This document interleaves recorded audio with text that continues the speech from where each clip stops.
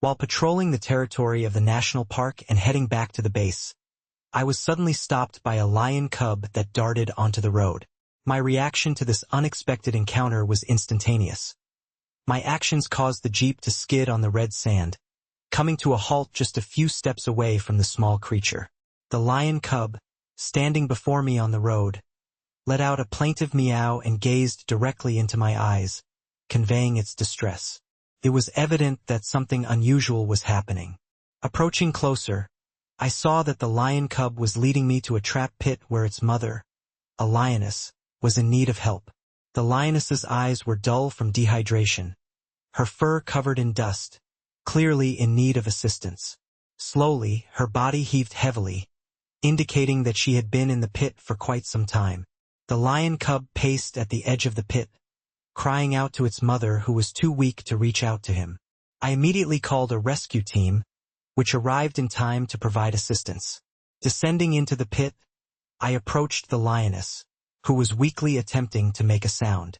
She could barely move, and her gaze was filled with suffering. As I drew closer with a bottle of water, I noticed a snake slowly slithering towards the lioness.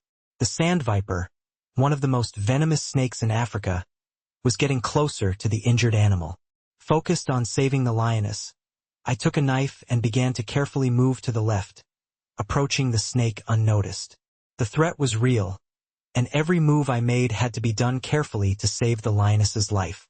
With a sharp movement, I lunged forward and powerfully stabbed the knife right behind the snake's head, pinning its wriggling body to the ground. The viper jerked in convulsions, jaws gaping, exposing its venomous fangs, but the next strike permanently separated its head from the body. Tossing the dead snake into the corner of the pit, I turned to the lioness, who was looking at me in surprise. Now I had to quench her thirst and provide assistance until the rescuers arrived. Opening the bottle cap, I approached and started pouring water in a thin stream directly onto her tongue, sticking out of her open mouth. The lioness felt the moisture and began eagerly gulping down every drop. Her eyes met mine with a grateful acknowledgement. I gradually gave her water, allowing her to drink in small portions. The lioness drank almost all the water and finally turned away. Examining her paws, I noticed signs of scuffles, but nothing seemed serious. The lioness closed her eyes and purred softly, feeling relieved. I stroked her head, saying, "Hang in there, girl. Help is on the way." It was at that moment that I heard a sound from above that made me freeze in horror. The piercing roar of a lion cub, full of fear. I sharply raised my head to the edge of the pit. The lion cub was screaming with all its might in its squeaky voice, trying to scare someone away. But then a sinister laughter rang out, unmistakably different from anything else. The hyenas had caught the scent of the dying lioness and were heading towards her.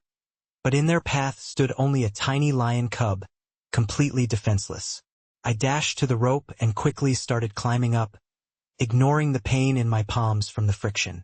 Finally, my fingers caught the edge of the pit. I pulled myself up and crawled out onto the grass, immediately jumping to my feet. 6 hyenas surrounded the pit, their yellow eyes assessing the situation with fury.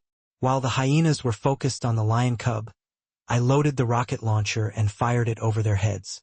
The explosion illuminated the surroundings, causing the pack to disperse. The hyenas recoiled but did not retreat far. Without looking away, they stood at a distance of 30 paces, discussing something among themselves. The lion cub approached me and pressed against my leg, continuing to growl at the enemies. Keeping an eye on the predators with the gun at the ready, I prepared for their new attack as they began to tighten the circle around us once again. I instantly turned on my spot and fired a second rocket right under the paws of the left group.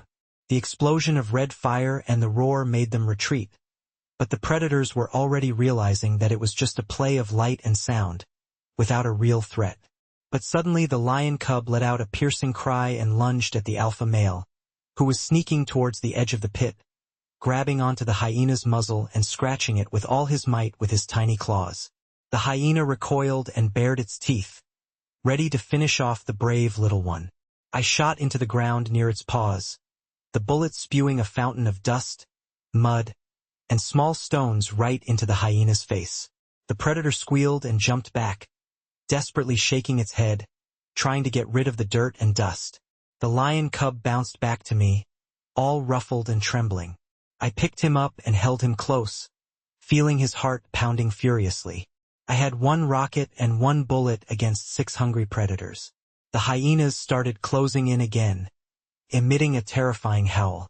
The alpha male crouched, preparing for the decisive leap. His yellow eyes coldly stared at us.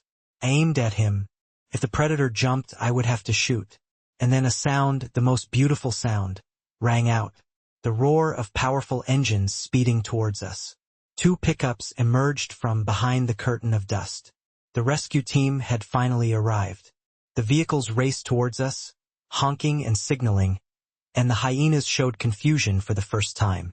The alpha male gave a command, and the predators retreated into the bushes. I lowered my weapon, all the fears of the last few minutes pouring out. My knees were shaking. My hands weakened. A shiver of relief ran down my spine. The pickup stopped, and 4 people jumped out of them. The veterinary team with equipment, plus Kama and John with stretchers and a winch. Chrissy ran up to me, nodding and pointing at the pit. The team acted swiftly. Versia assessed the lioness's condition. Abina prepared the tranquilizer. Avami and John set up the winch over the pit. The cub approached the pit, meowing. Abina shot a dart into the lioness's thigh. The shot hit the muscle. Chrissy counted down, 3 minutes until action. Avami and John descended into the pit, bringing stretchers and a ladder. Chrissy checked the lioness's pulse. It was safe to work under anesthesia. Avami descended first, followed by me. Together we spread a net under the sleeping lioness, flipped her over to thread the straps. 3 minutes of intense work, but in the end, all corners of the stretchers were secured on the carabiners. I gave a signal.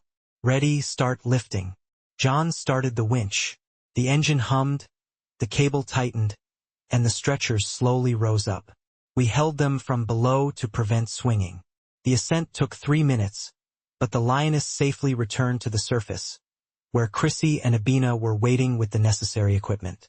We quickly ascended and helped transfer the lioness onto a blanket in the pickup bed. Chrissy set up a drip. Abina applied a cold compress to the wound. The little lion cub stayed close to his mother, standing on his hind legs and trying to peek at her. Chrissy approached and finished the examination. The mother survived. Coffee was found just in time. Abina nodded in agreement. Many losses and wounds on the paws, but in a month and a half she should recover.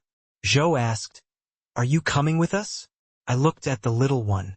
"Yes, I'll look after him," I replied. Then I lifted him onto my lap and wrapped him up. The lion cub fell asleep, snuggling against my chest, tired after a long day. I took the wheel and we set off for the civilized world, an hour's drive away. The lion cub lay peacefully as I stroked his soft fur. After an hour, we arrived at the center. The lioness was taken to a room for examination, and the cub was settled in a neighboring room where he could see his mother through the glass.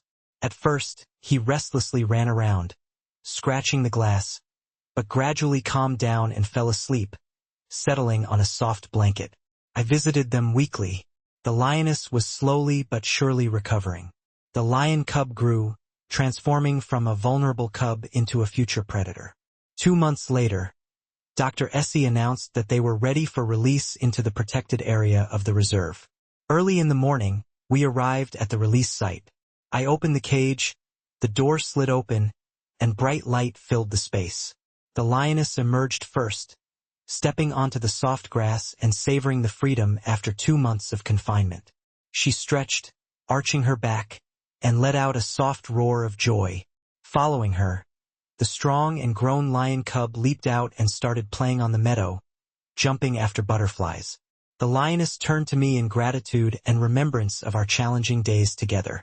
She approached, lowering her head to my chest.